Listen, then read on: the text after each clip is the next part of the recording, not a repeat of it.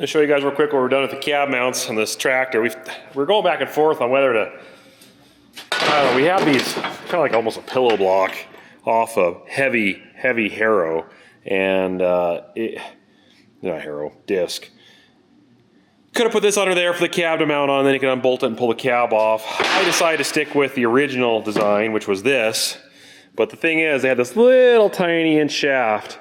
There was one on each side of that cab where that held, and well, the welds broke out of the one. On the other one, the rubber bushing here was all destroyed. So I found some bigger bushings.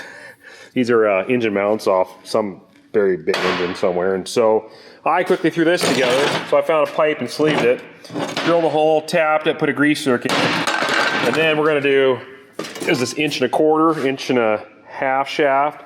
That'll go inside here, and then that cab's pivoting back and forth, and you can jack it up. It'll be greasable, drilled through. This will be full of grease, which will grease that shaft, and that should be a lot stronger. And then we're gonna beef up the corner of the cab as well. So I was just showing you guys the before and after, but this is what there was. That is what it's going to. It'll paint, it'll look pretty. And then cut this shaft up. Gotta take that, weld it to the brackets on the back, which are these big old 1/2 inch, if not 3/4 inch thick chunks of iron right here. I think those are 1/2. So I'll cut the stub out of there, punch that out, grab that new shaft, that's what, 1.5 inches, and then put it through, weld it up solid, and then those brackets fit over the top, like so. And then you slide the cab down on. Does that make sense? All right.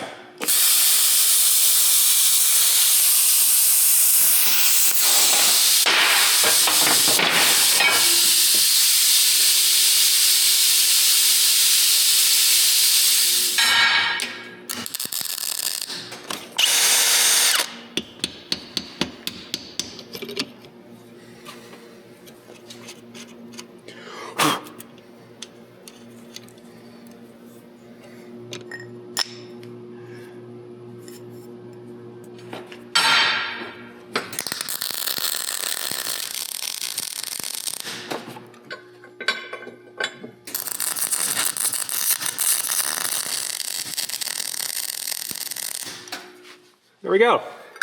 These are taken care of. Still got to finish the brackets, or to put the pins on the mounting brackets on that frame. I was going to show you guys something quick. Let's go out here. This is our Series 2. This is the KTA 525. It was originally a KT 450, and we put a newer, updated KTA Cummins in it.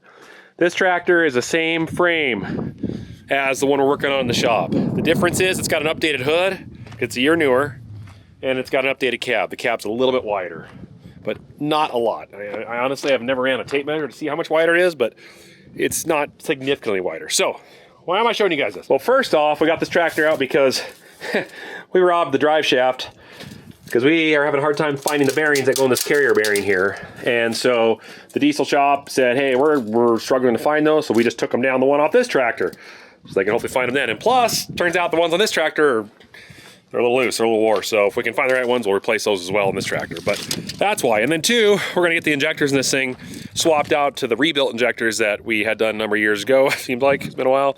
It's got some old injectors in it, and it's been smoking a lot, and we've got some new ones to go in it. So new rebuilt ones. So we're gonna get that done too. This tractor is turned as tight as it can turn right now. Isn't that funny looking? I know, it's tight. So here's where we're gonna deal with those LSW 1400s, okay? So this axle went forward 2 inches, and this we haven't changed on the tractor in the shop, that is. So think the new LSWs are gonna fit close to this edge right here, and are gonna fit right up to here roughly. So I measured the ones in our shop on the combine. They're roughly 54 inches wide, and we're gonna be 3 inches from the inside of the frame. So if you go to 58 right here, so basically the LSW is gonna stop right about here, okay? Then you take this one, you do the same thing. We'll go 57, 58 right here. So if I can hold the camera, those tires are gonna be like here to here, okay? Oop, tip up a little bit, there we go. Here to here, does that make sense? So we gotta figure out how we're gonna do this ladder, Because when those tires come together, when you turn it as sharp as you can, there's not gonna be a lot of room for a ladder here.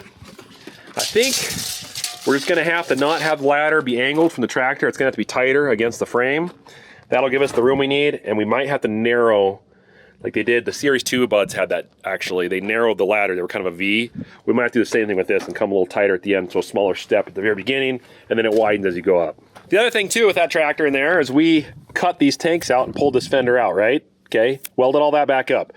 Well, we lost some hydraulic capacity. Well, in that tractor in particular, the hydraulic tank extended all the way across to here, and they didn't have the batteries here. They have the batteries up on the side of the frame, which is a pain because these things are super heavy and it's much nicer. This design is much nicer. So we're gonna copy this because, well, the designers and engineers at Big Bud did a great job at making this better. So we're gonna do that. So we're gonna extend the tanks out on that one in the shop, the one we're working on, like as far as we're moving the hood out, it's like 8-9 inches, something like that.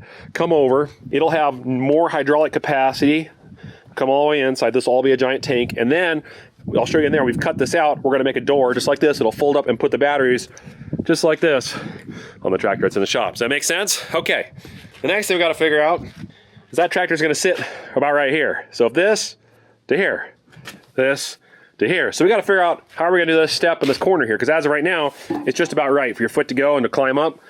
Well, it's gonna be a lot taller. So there's a lot of little things like that. It's kind of nice to have this tractor here to kind of look at and see what needs to be changed. You can see with this one, the bushings are in a lot better condition on this tractor. It's not angled in like the other one was before we split it. And they've got 3 grease zerks up here. That tractor inside there only has 1 in the center. So that's something we might want to think about. You see our seal's leaking down here. I changed that. Obviously didn't do a very good job, so we're probably gonna have to do that again. Another thing, been having some thoughts, some comments on what's gonna happen by moving that axle forward 2 inches. That axle went forward 2 inches with this one not going. Because technically, on an articulated tractor, you want to keep that distance from this axle to the hinge point, the center pivot point, to that axle there. And we messed that up by moving the front axle forward 2 inches. That is not a good thing.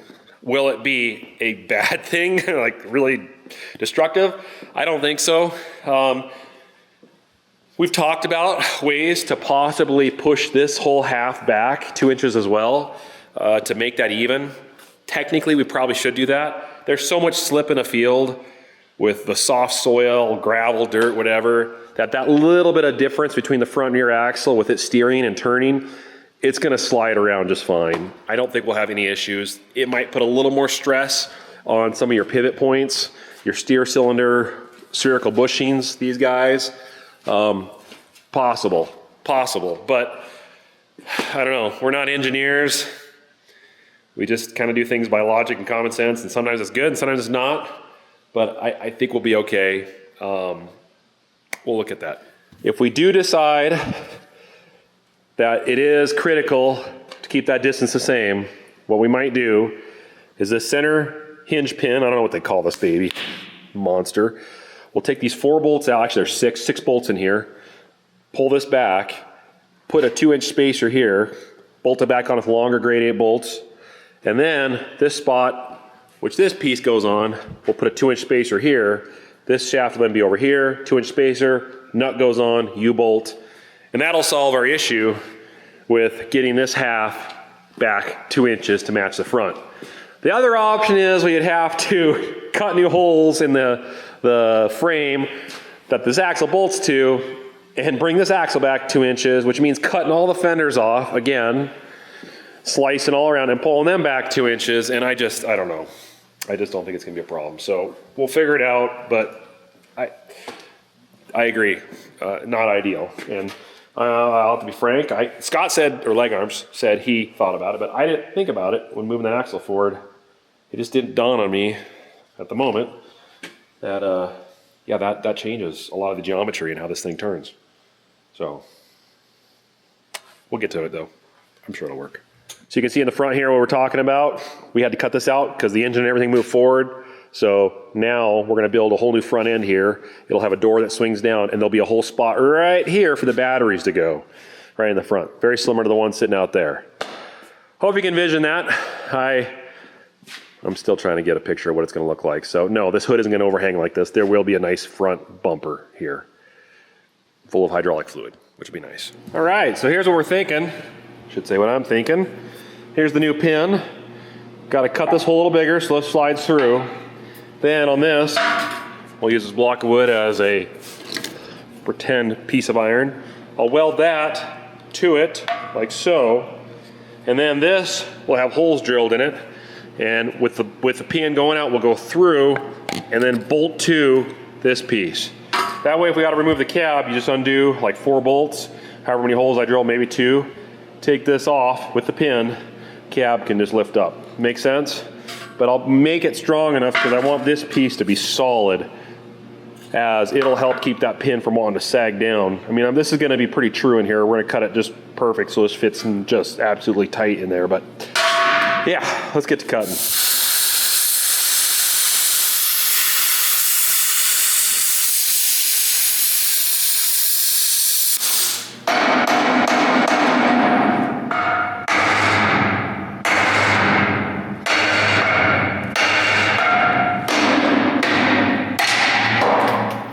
There we go.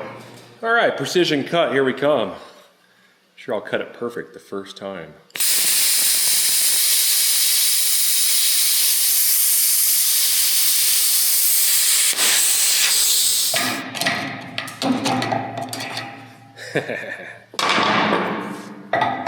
Ooh, we are close. Really close.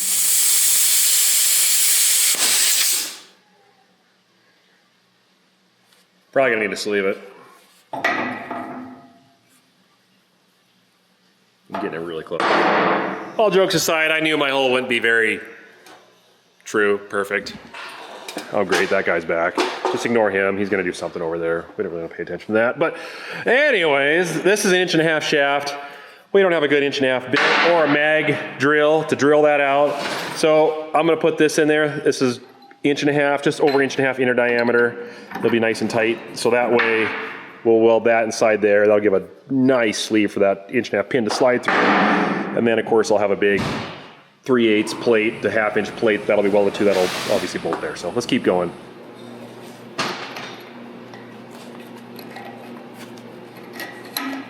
Oh, there we go. Cool. Buzz a weld there, and weld the other side. Of a nice true place for pin right through there.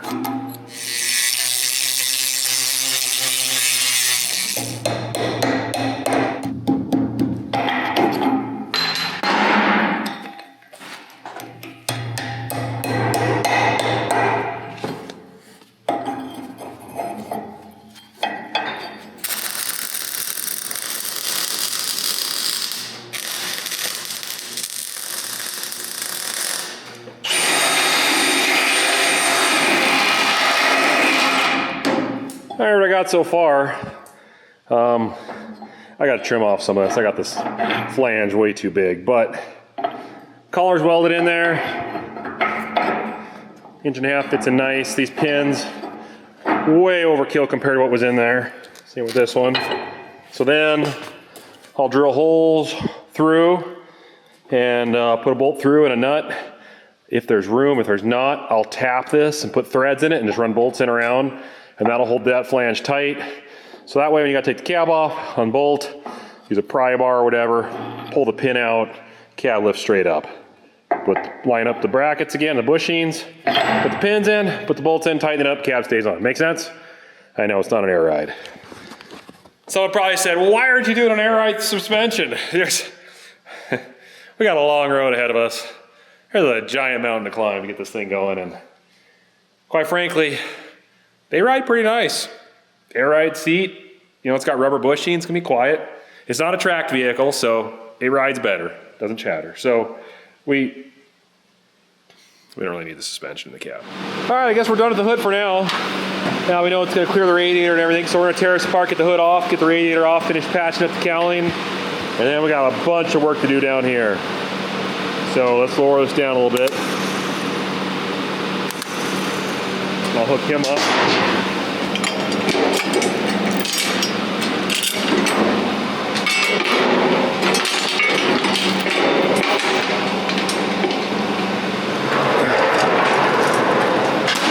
Oh, okay. Hi, TV. Good thing it's an oldie and we never use it. All right, I gotta lift this thing up.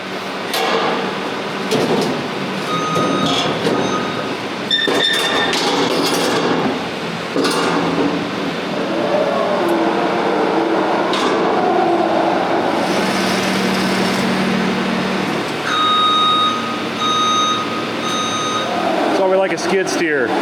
Can't do that with a forklift, can you? Well, I guess there are some forklifts that kind of can do that, but not most.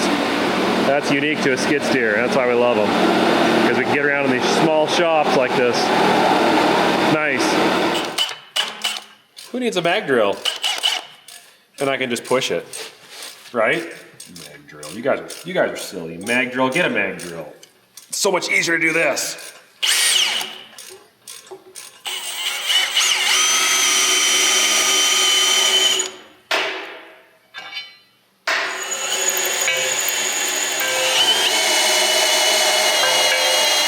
You're crooked. You're going an angle like this, Nick. No, I'm not. You're going. No, I'm not. Don't be a farmer, Nick. That was so easy. That was so easy. Little. Why would I spend $800 on a mag drill? No, it's fine. Yeah, you're right. It needs to be that. See, if you lift up on it, it's straight. If you lift up on it. Okay. Nice job, man. Let's tap it. Nice job. This is what I got going on. I went ahead and prefabbed up a mount for the side of that transmission. Well, actually, not side of the transmission. It'd be side of the bell housing on the engine. And this is what I came up with. Now, granted, I'm going to beef it up a little bit more, but this is just going to sit like that. And then this will be welded to the frame of the tractor. And your mounts will sit here. And that thing will go on there. And this will be bolted to the bell housing. So let's make another one.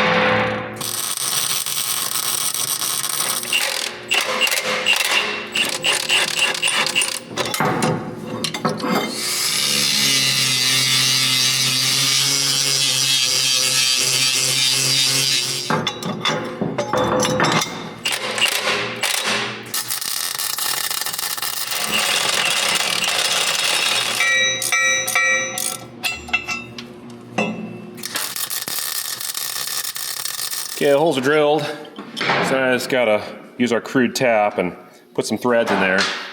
And then that way, I can just bolt that flange on with the pin. And tapping isn't too hard, it's just getting it started. Sometimes can be tricky. But once it bites hard enough, it'll keep going. There we go, I think it's starting to take. There we go. And I'm just blowing out the chips that come out inside there because they get bound up in there and make it difficult to turn. tool's wearing out. Looks like we need a better tap. Yeah, I think I'm gonna take something different. It's not holding tight anymore. Let's find a different one. This one's a little overkill, but I think it'll work. It can hold that much tighter. Oh yeah, a lot better control there. That's better. There we go. Okay. Back out.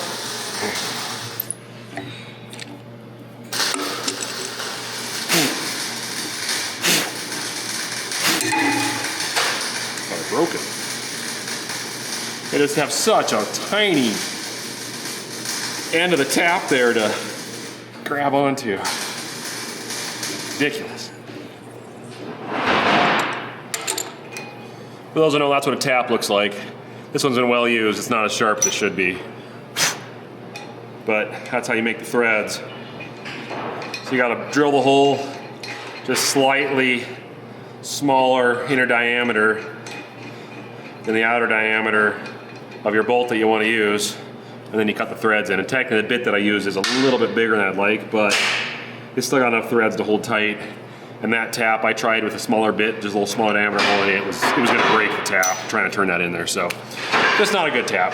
It's old.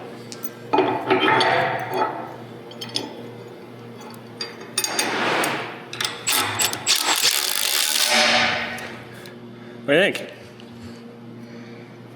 I think that'll work. And here's the cab mount. Goes on like that. So cab here, tilt cab back, bonk, tilt cab forward. And then that's a greasable joint there. That'll be on their side. This is actually the other side, so it'll be on this side. But that'll be full of grease, so that will be nice and tight. Rubber bushing in there. It's like 3 times the size of the original stuff, so we're golden.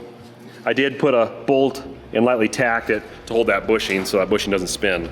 So it has to spin on the shaft, if that makes sense.